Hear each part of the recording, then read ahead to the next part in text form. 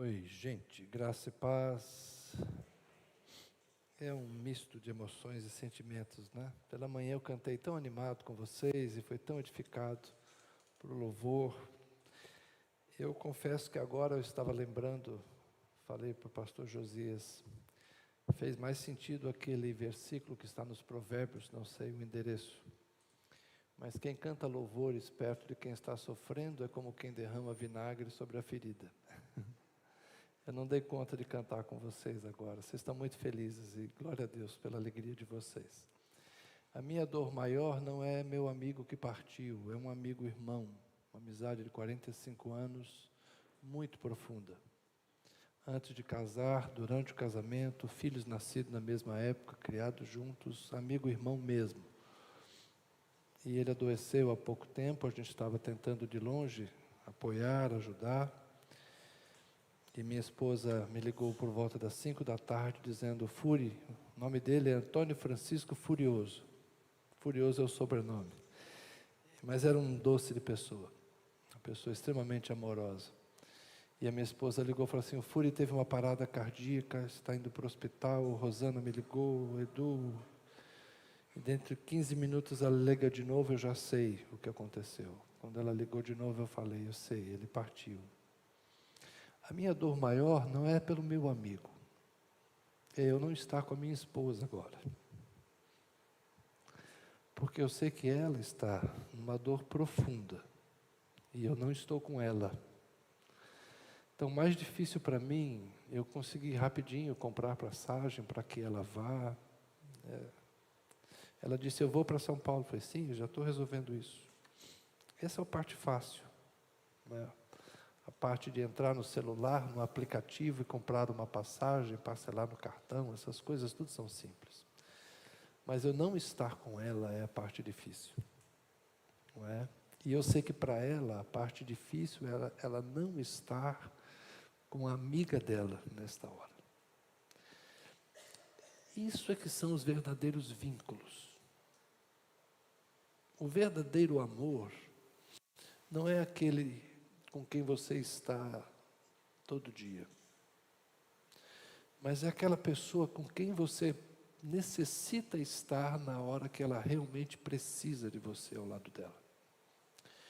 Então, parte da minha dor é isso, eu não estava lá nos últimos dias, quando ele adoeceu. Uma coisa é você mandar uma ajuda financeira, outra coisa é você estar lá. E a gente que é pastor, não tem nada que deixe a gente com mais culpa. Quando alguém adoece, você tem um compromisso, você não vai visitar, a pessoa morre e você chega depois da hora. É horrível.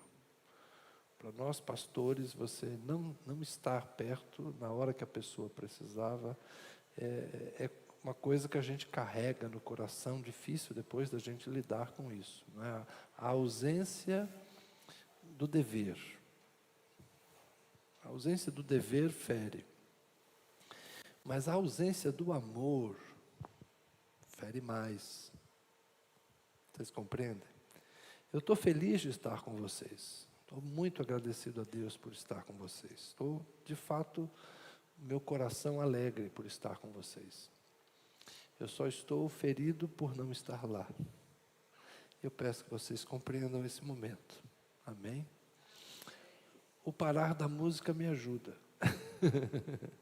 A música estava me incomodando um pouco por causa disso, né? Mas é coisa do meu coração, vocês não têm culpa disso, nem a ministra de louvor, está tudo certo, vocês estão perdoados. Eu peço perdão só por eu não me envolver com vocês no louvor, porque eu amo muito isso. Então eu estava aqui, mas o meu coração não estava com vocês, nas canções. Mas meu coração está com vocês para a palavra do Senhor. Amém? Eu aterrisei. Estou aqui. Amém. Obrigado, Senhor. Esteja com a Tânia. Meu filho já foi para lá para estar com a mãe. E minha filha está a caminho e ela estará amparada pelos filhos. E eu estou aqui com vocês. E amanhã a gente resolve. Onde é que eu vou estar amanhã? Como disse Jesus, basta cada dia o seu cuidado. Nessa próxima hora, meu assunto é com vocês aqui. Amém? Vocês aguentam uma hora? Não aguenta nada, daqui a pouco vocês estão com fome. Amém. eu gostaria de me reportar ao texto escolhido como tema. Não sei se os pregadores que me antecederam já fizeram isso. Eu sei que não. Josias comentou comigo, a fala talvez do mês passado. Josias, por favor, a água que eu deixei aí em cima. Quando está filmando, a gente não pode sumir, a gente tem que ficar aqui. Obrigado, diácono. Foi rebaixado. Ou melhor, foi promovido. Você sabe que na igreja batista os diáconos são maiores que os pastores. Vocês sabem disso, né? Maior é quem serve. É por isso que nós, pastores, na ceia, servimos os diáconos. Os diáconos servem a igreja, porque a igreja é maior que os diáconos. Os pastores servem os diáconos, porque o pastor, na hierarquia, é maior, mas o maior serve. Então é assim que a gente ensina, né? É assim que a gente pratica. Na igreja batista, a congregação é maior que o pastor. E deve ser assim. Só existe pastor porque existe rebanho. Só existe pastor porque existem os irmãos e a congregação. Graças a Deus. E o nosso trabalho é esse mesmo, servir.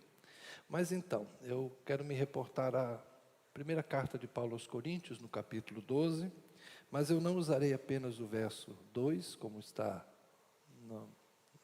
na arte que vocês têm usado, mas eu quero usar o verso 1, porque eu gosto de trabalhar, digamos assim, a ideia total do texto. O apóstolo Paulo veio escrevendo a carta aos Romanos. Primeiro ele faz uma grande dissertação teológica. O real motivo da carta é uma viagem que ele pretende fazer à Espanha. Paulo pretendia chegar ao fim do mundo naqueles dias. A missão de Jesus é indo, façam discípulos por todas as nações.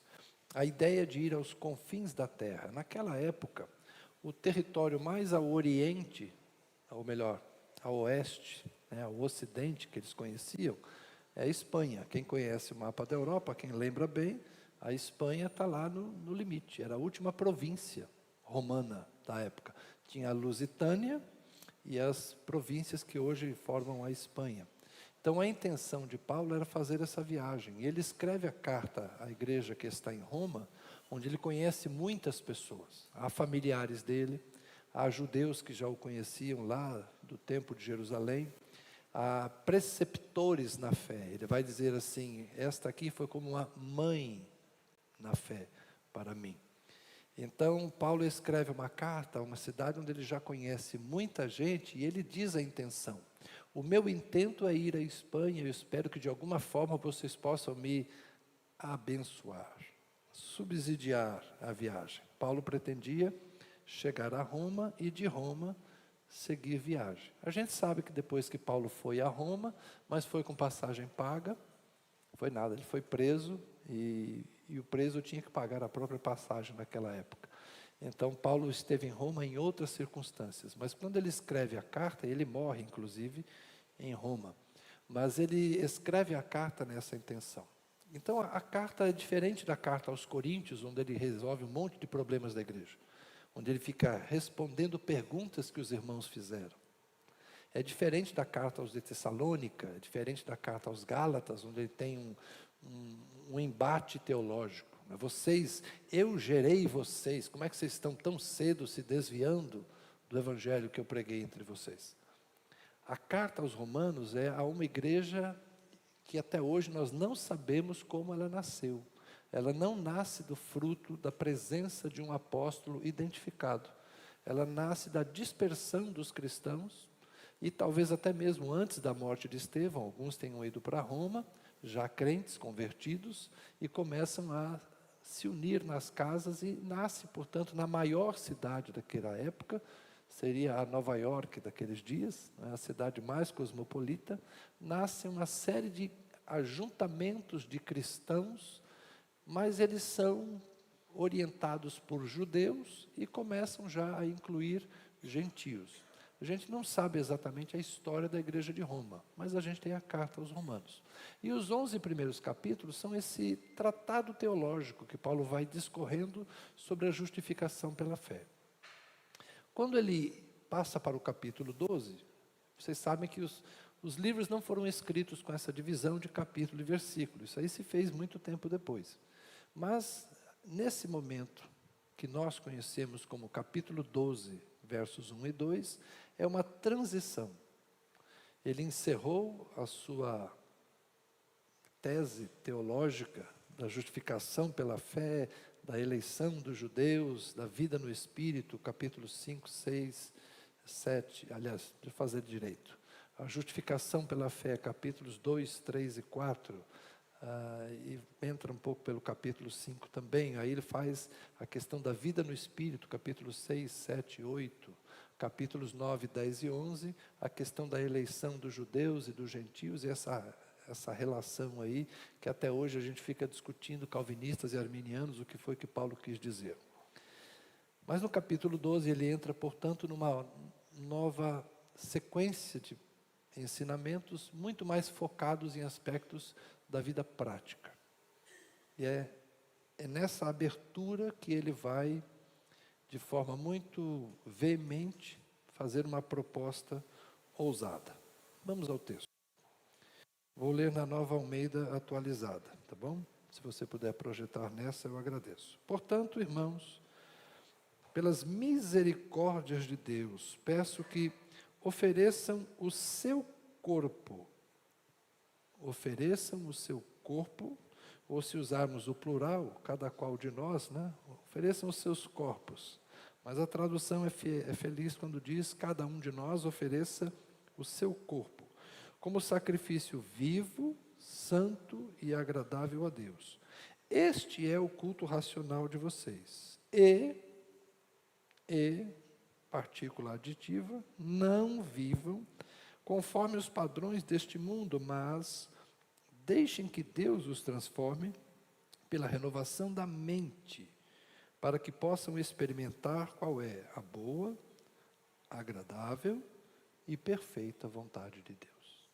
Amém. Obrigado, Senhor, por tua palavra lida, que a tua graça esteja conosco, que a tua bênção nos alcance e que o Senhor nos fale por meio dela, por meio do teu Espírito e de tudo aquilo que o Senhor quiser trazer para nós. Amém.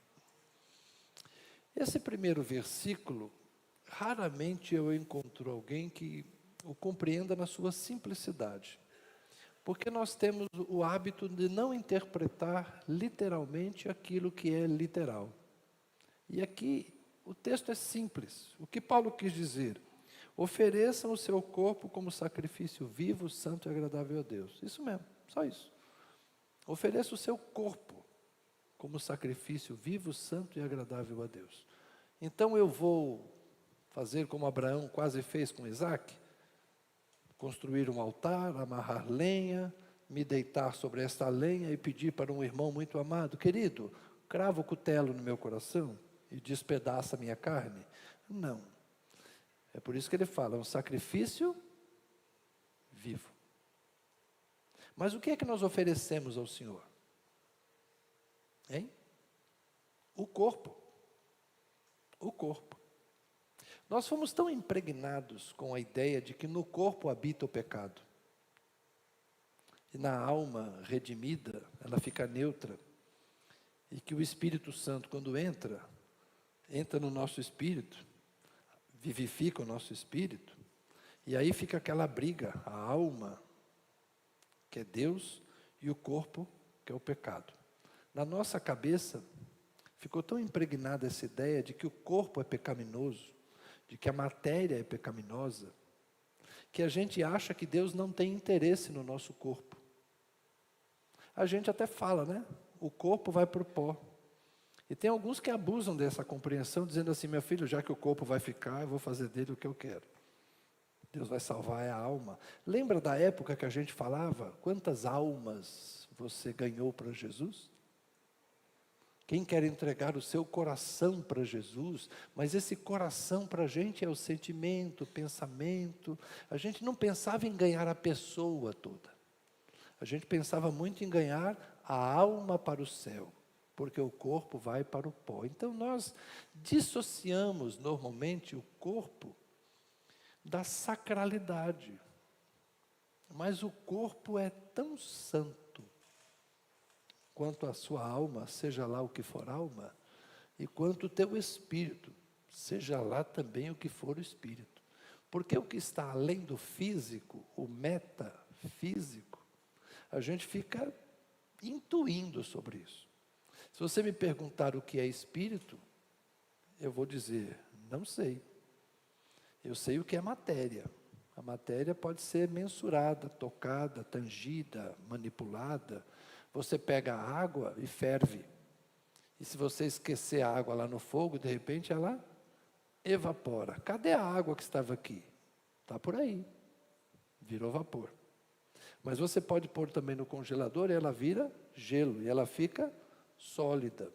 Se expande. Racha a garrafa da Coca-Cola, né? Você sabe por que você tem que pôr um guaraná e uma coca no congelador? Porque o guaraná quebra e a coca cola. E aí você mantém as coisas lá. É assim que funciona. A água vira pedra. Então você manipula a matéria. Ela pode ser achada, o H2O pode ser achado em estado líquido, sólido e gasoso. Mas é tudo matéria. Tudo certo, professor? O seu assunto é matemática, mas está bom, né? Ok? Então nós estamos acostumados a lidar com a matéria. Mas o que é metafísico, o que está além do físico, a gente fala sobre ele, tenta definir.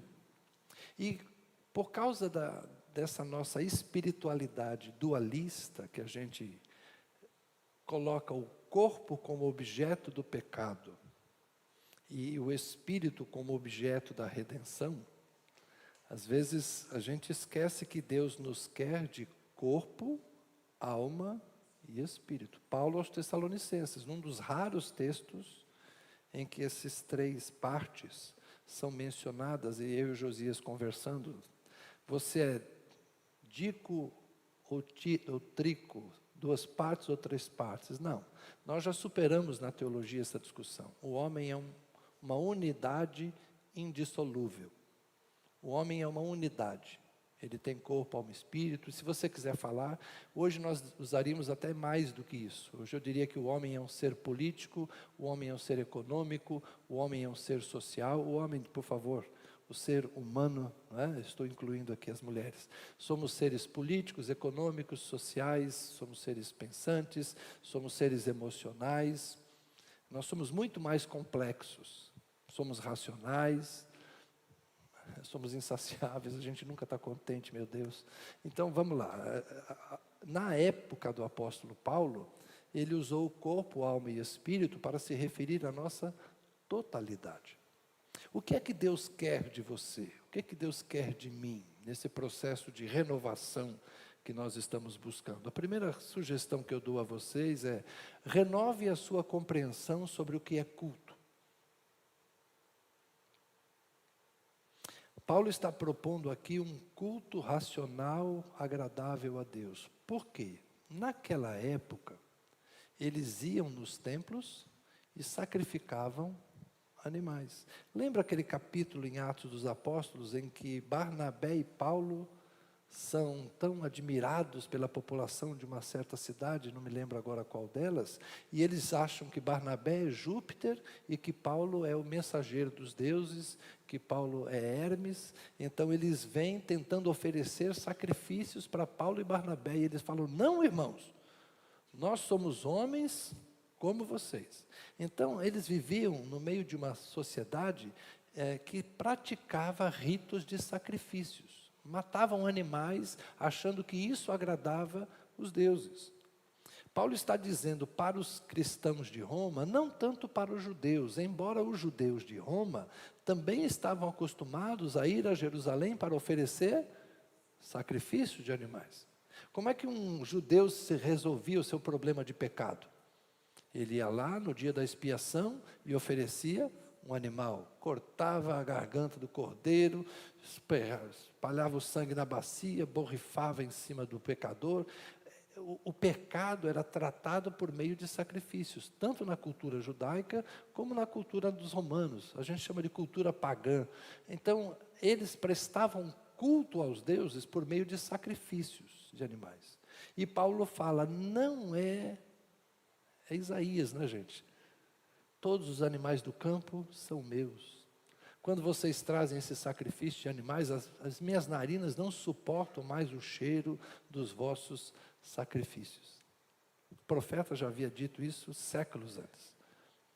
O que Paulo está dizendo é, Deus não quer que vocês façam sacrifícios, Deus quer o seu corpo. Mas o seu corpo santificado é um sacrifício vivo. E nós precisamos resgatar o culto por meio do corpo, e não o culto ao corpo. Nós estamos numa sociedade doente. Vem cá, fica de pé, fica de pé. Olha que homem bonito, gente. Olha que coisa maravilhosa. Ele poderia ser como eu, fraco, magro. Mas olha que torso desenvolvido, que braços fortes. Que belo exemplar. É um Apolo dos nossos dias. Obrigado. Com as mulheres eu não vou fazer isso, que vai dar problema. Lá em casa está filmando. Então é o seguinte. Eu não posso não, já pensou a complicação que vai dar? Deixa o Josias fazer isso com a Fanny, que está muito bom. Então, assim, o culto ao corpo é uma doença. A gente transformar o nosso corpo como se fosse uma divindade, ou seja, uma coisa é cuidar da saúde, outra coisa é cuidar. Ele contou para mim a história dele, ele precisou fazer isso aí, da coluna, teve que malhar, fazer musculação para não ter problema de coluna. Isso aqui é resultado de disciplina, exercício, boa alimentação, para ter uma vida saudável. E um corpo saudável que vai ser oferecido para a glória de Deus, para o culto a Deus. Usar o corpo para culto não é cultuar o corpo. Então, quando eu cuido do meu corpo, para que o meu corpo seja a habitação do Espírito Santo, eu cuido da saúde do meu corpo. A aparência não tem jeito, gente. Tem gente que nasceu bonito, tem gente que vai morrer feio, paciência. Tem coisa que Deus deu para um, não deu para outro, isso aí está tudo certo. Contente-se em ser simpático, está muito bom. Para uns Deus deu carisma, simpatia, né? Para outros Deus deu inteligência, e para outros Deus deu tudo. Eu não sei como é que a gente explica esse negócio. Com muita humildade, naturalmente. Então, assim, eu não estou falando desse cuidado com o corpo, mas agora eu vou entrar no ponto que Paulo quer se referir. Paulo está falando da moralidade no uso do corpo. Nosso corpo é santo. Nosso corpo é a habitação do Espírito Santo. O nosso padrão de uso do nosso corpo, ele é elevado. Porque o nosso corpo não é nosso. A partir do momento que nós entregamos a nossa vida a Cristo, Cristo recebeu todo o nosso ser, inclusive o nosso corpo, pertence ao Senhor. Então, a forma como você trata o seu corpo é muito importante, porque tem a ver com a maneira como você se relaciona com Deus. Quando você cuida da sua saúde para viver mais, para o louvor da glória de Deus, você está fazendo um bem a si mesmo e um bem à obra de Deus. Mas vocês sabem que não é esse o maior problema. Temos menores no ambiente, mas é bom vocês escutarem desde cedo. Sexualidade é um assunto que a gente precisa discutir em casa desde cedo. A maneira como nos portamos na sexualidade do nosso corpo. É disso que Paulo está falando. No padrão moral do uso do corpo nas relações interpessoais. Como homens e mulheres se relacionam. O corpo não pode ser usado para prostituição, não pode ser usado como mercadoria.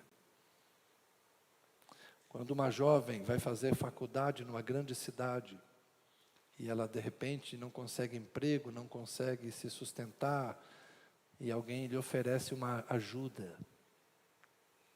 Eu posso lhe ajudar. Eu tenho um apartamento, você pode ficar lá. E aí começa um assédio, e às vezes se transforma numa forma de troca de favores sexuais. E algumas vão cair, inclusive, no laço da prostituição.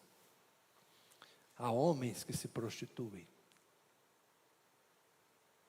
A prostituição não é uma forma de ganhar a vida para alguém que é cristão. E nós temos as nossas histórias no folclore evangélico que a gente nunca sabe quando é fato e quando é piada inventada. Mas dizem que uma vez a dona do bordel perguntou para o pastor como é que ela fazia para dar o dízimo do negócio dela. É meio complicada essa situação. Então, o corpo de alguém que é templo do Espírito Santo não pode ser usado como mercadoria, que se entrega a um ou ao outro por qualquer motivo. Não vou dizer que é só dinheiro. Mas Paulo vai claramente dizer, longe de vocês a imoralidade sexual. Então o culto que Paulo está propondo aqui, o culto racional, não é cantar a música entendendo o que eu estou cantando.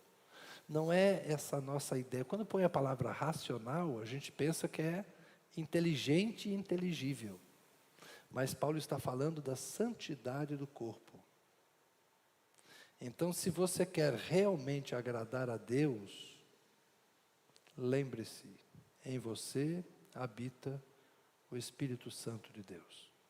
Nos relacionamentos conjugais, marido e mulher, o casamento legitima muita coisa, mas não legitima tudo. Não justifica. Posso ser fundo hoje, pastor? Posso.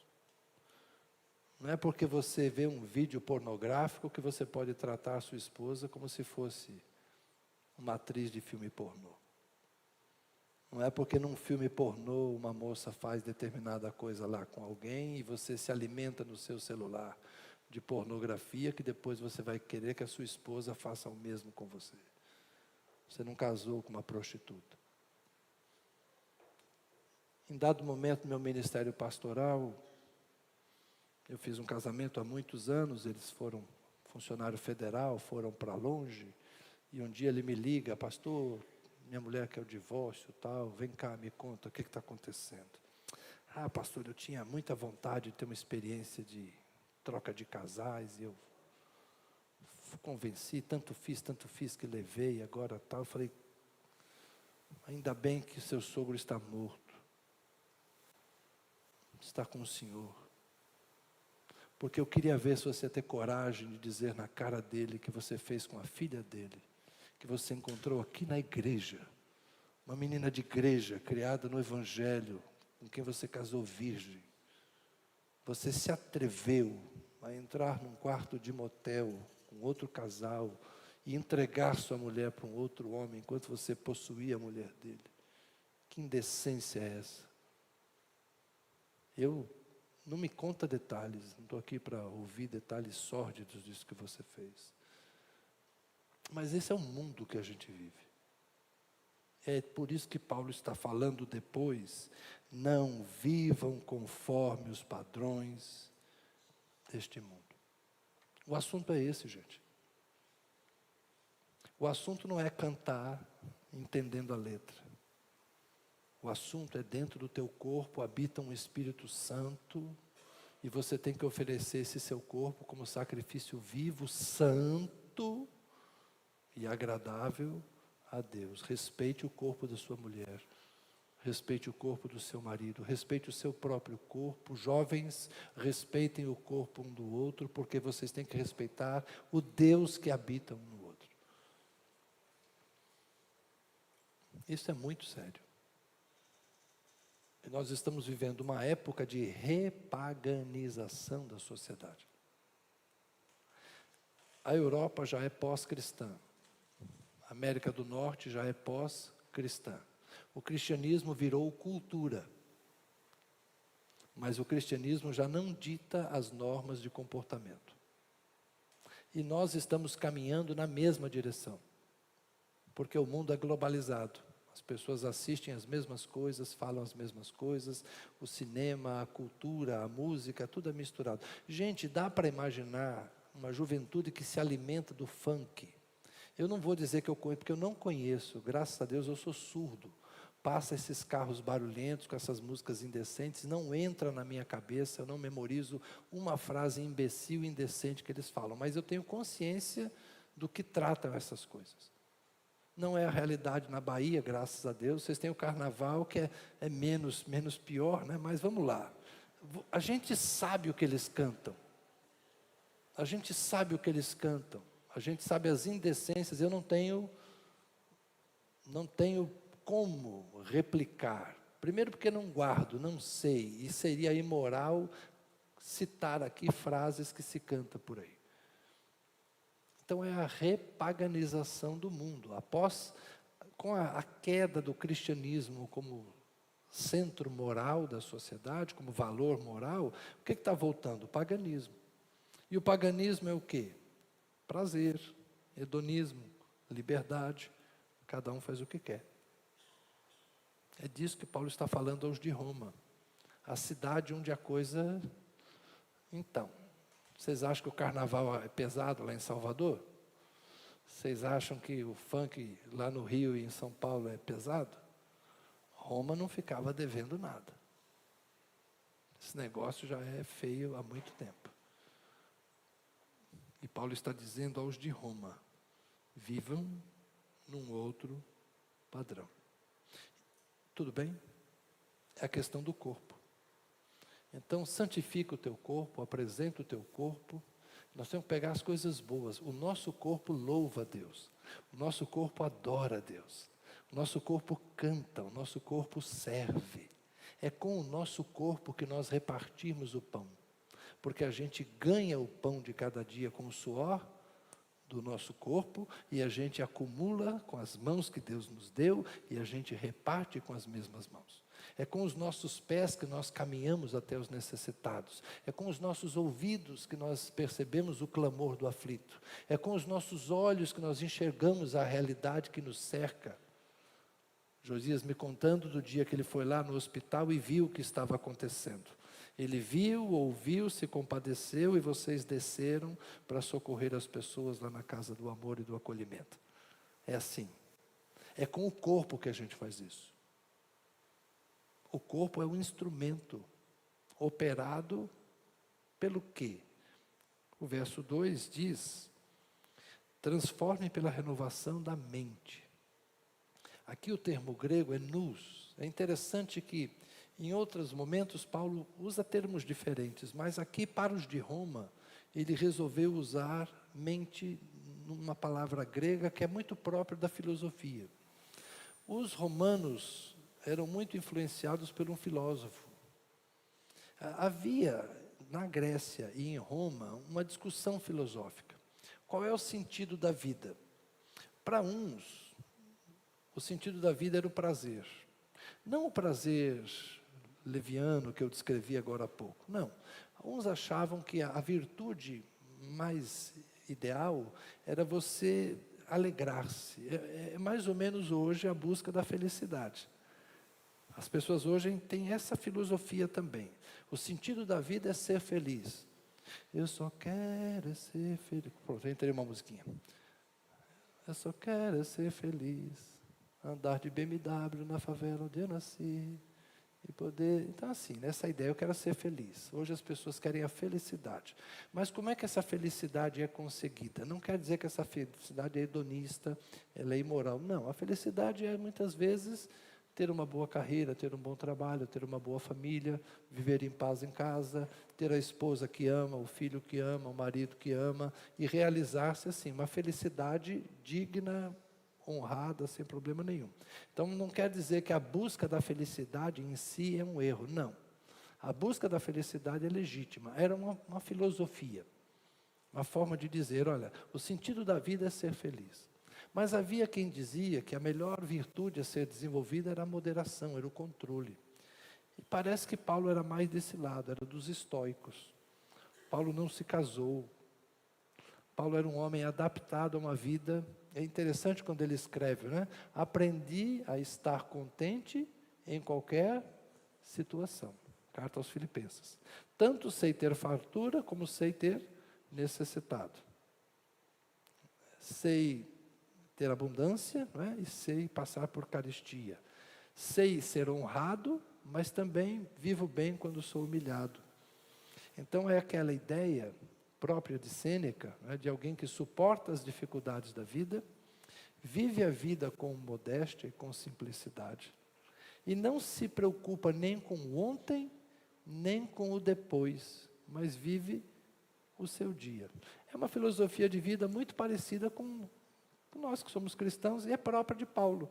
A gente aprendeu com Paulo isso, e com Jesus, né? Olha como Jesus foi inteligente. Jesus não queria ter muitos problemas. Ele não casou. Jesus não queria deixar dívidas. Então ele não teve nada. Não tinha filhos. Jesus tinha uma vida simples, não é? Descomplicada. Lembra Paulo escrevendo aos Coríntios, no capítulo 7? Ele fala assim, olha, bom seria que o homem não tocasse em mulher. Mas se você não aguenta, é melhor casar do que se abraçar. Qual é a filosofia de Paulo? Não complica a sua vida. Jesus está voltando na cabeça de Paulo. Não estou inventando não, gente. 1 Coríntios 7. Jesus está para voltar. Então, quem tem mulher, não separa. Mas quem não casou, fica como está. Não procura confusão. Se você tem filho, cuida dele. Se você não tem filho, melhor não ter. Porque Jesus está voltando e é melhor que a gente tenha uma vida mais descomplicada. Não é assim que a gente está vivendo hoje? Um homem ali que tem 10 irmãos, uma família de 11 filhos. Não, você é o 11º, né? Você tem 10 irmãos, com você são 11. Alguém aqui gostaria de ter um projeto de vida como esse, ter 11 filhos? Por que não? Porque filho hoje custa caro e dá trabalho. Então a gente é assim, né? Um é bom, um é pouco, 2 é bom, 3 é demais. É o novo jeito da gente pensar em família. Mas vocês percebam que nós ainda hoje vivemos o mesmo dilema de Paulo. Uns são epicureus, querem o prazer, querem a realização, e outros são estoicos, querem uma vida mais simples, uma vida descomplicada, uma vida focada no hoje, sem me preocupar com a ansiedade de amanhã, e também não muito preocupado com as culpas do passado, e levar uma vida modesta. Então nós somos iguais, nós somos humanos. O que Paulo via nos seus dias é a mesma coisa que nós vemos hoje. Tem coisas que não mudam, é a nossa natureza humana. Mas o que Paulo está propondo aqui? Mudem a mente de vocês.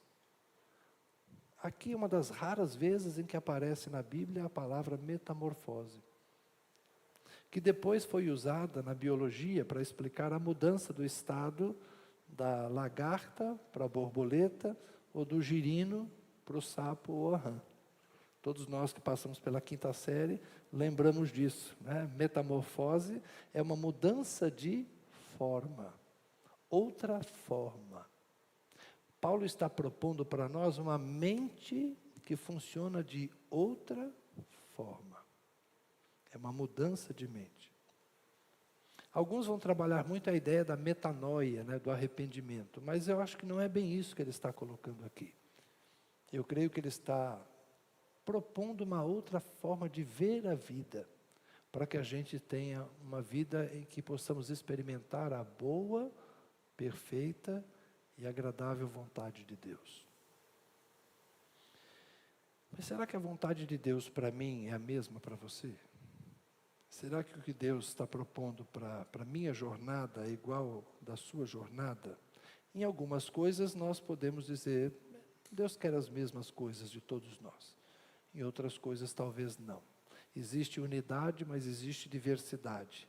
Existe um padrão comum para todos nós, mas há outras coisas em que somos distintos uns dos outros. Eu quero apontar alguns caminhos que talvez sejam comuns a todos nós. A boa, perfeita e agradável vontade de Deus é um convite à santidade. A boa, perfeita e agradável vontade de Deus é um convite à justiça. A boa, perfeita e agradável vontade de Deus é um convite à paz. A boa, perfeita e agradável vontade de Deus é um convite ao amor fraternal. A boa, perfeita e agradável vontade de Deus é um convite a olharmos para Jesus como um ser humano que nos serve de referência. Nós falamos muito do Jesus divino, mas eu convido você a olhar para o Jesus humano, porque Jesus não veio nos transformar em deuses. Há um só Deus, Pai de todos, Criador de todos nós. Mas Jesus veio nos mostrar o que é ser humano. Então nós devemos olhar para a jornada de Jesus entre nós e entendermos como Ele viveu, para a gente viver da mesma forma. Entender o que Ele fez, para que a gente faça da mesma maneira. Jesus é, portanto, a redenção da humanidade. Quando a gente diz que Jesus é o nosso Salvador, o autor de Hebreus vai dizer que Ele é o autor da nossa salvação, que Jesus inaugurou um novo e vivo caminho. Jesus é um sacerdote que tem a capacidade de se compadecer de nós, porque semelhantemente a nós, Ele também foi tentado, mas sem pecado. Então aproximemo-nos confiadamente ao trono da graça, para recebermos dele ajuda. Então a Bíblia vai nos apresentar Jesus como esta figura divina e humana que nos inspira a esta vida. Paulo vivia numa época que não é tão diferente da nossa, afinal de contas nós estamos voltando para aquele mesmo ambiente de cristianismo misturado no paganismo. A filosofia daqueles dias não é diferente da filosofia de hoje, os objetivos humanos não são diferentes, as pessoas naquela época amavam o dinheiro, hoje também, amavam a riqueza, hoje também, eles se embriagavam com vinho, hoje a gente inventou outras coisas mais sofisticadas, então havia a coisa muito parecida. Então, se o mundo é parecido, a resposta de Jesus segue a mesma. Jesus nos convida ao amor. E o único mandamento de Jesus foi esse. Um novo mandamento dou a vocês.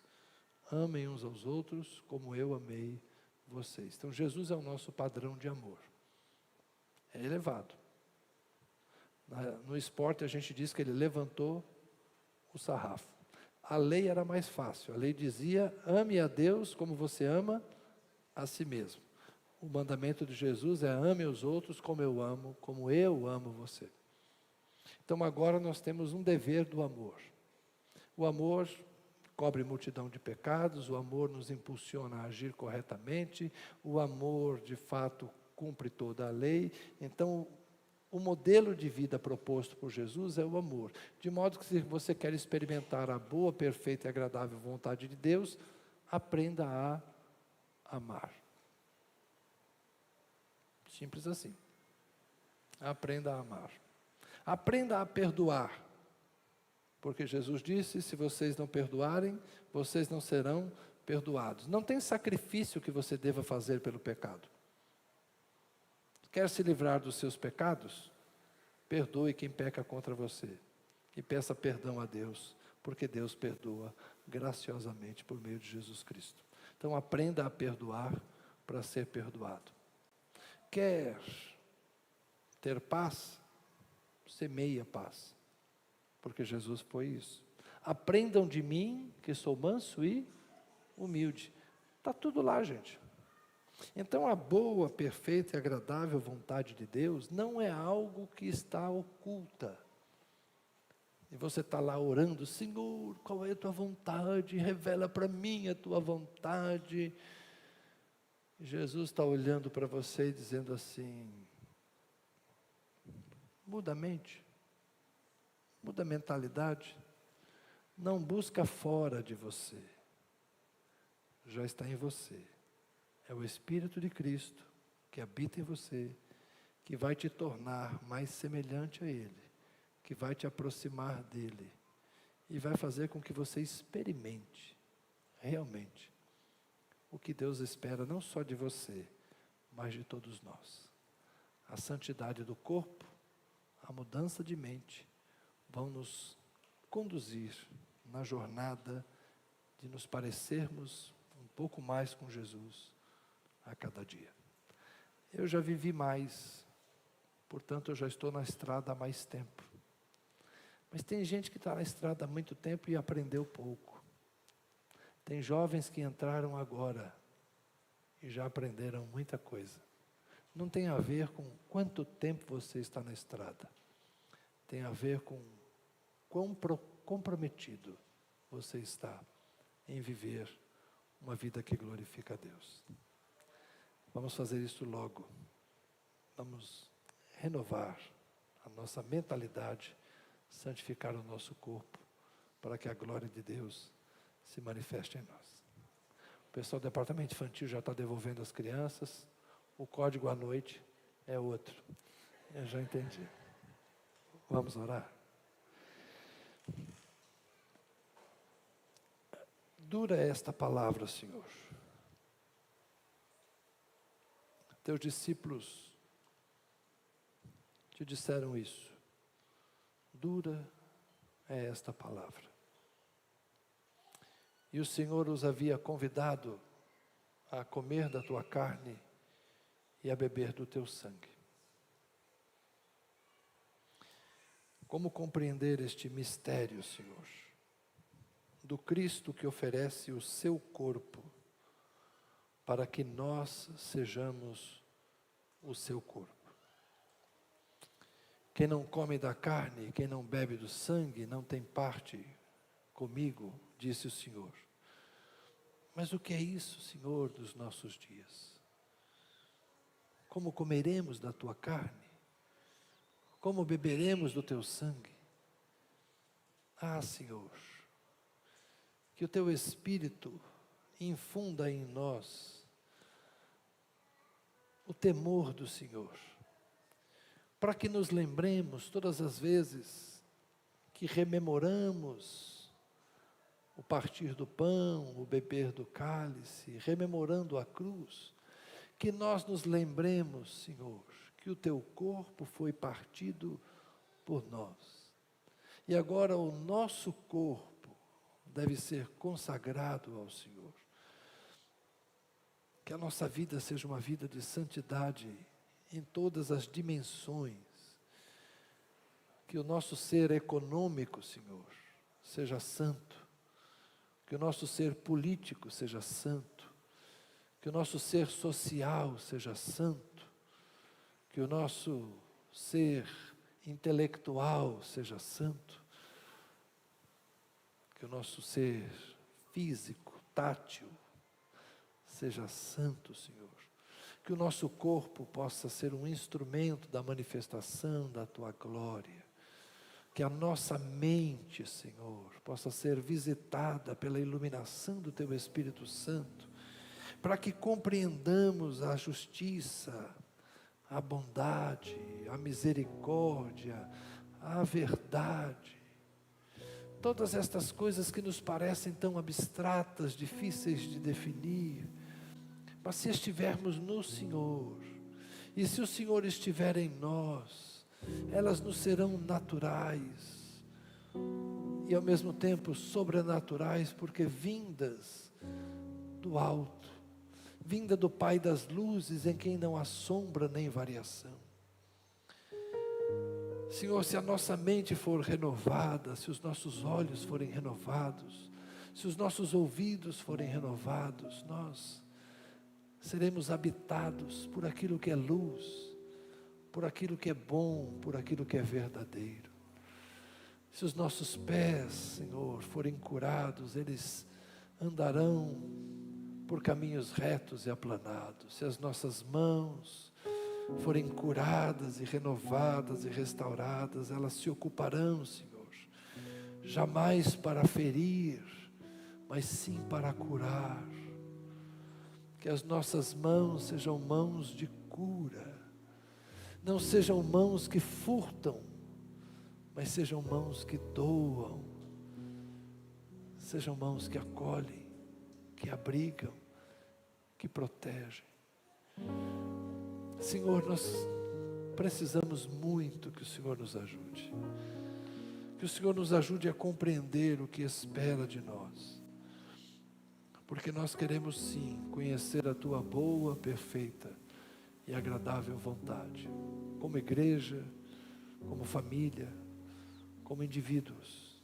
Que o Senhor se revele a nós. Que o Senhor nos abençoe. Em Cristo oramos. Amém. Queridos, talvez eu tenha falado mais do que eu pretendia, imaginava falar. Peço perdão ao meu amigo se de alguma forma me excedi na doutrinação de uma igreja que não é a minha. Mas o faço por amor. E creio muito na graça de Deus para nos colocar num caminho reto e frutífero. Que Deus abençoe vocês. Muito obrigado pelo carinho. Muito obrigado pelas orações. Muito obrigado pela fidelidade de alguns que me acompanham aí nas redes. Muito obrigado pelas manifestações de afeto que tenho recebido. E espero que de alguma forma a minha presença, a minha estada entre vocês tenha produzido algum fruto de edificação. Que o Senhor os abençoe.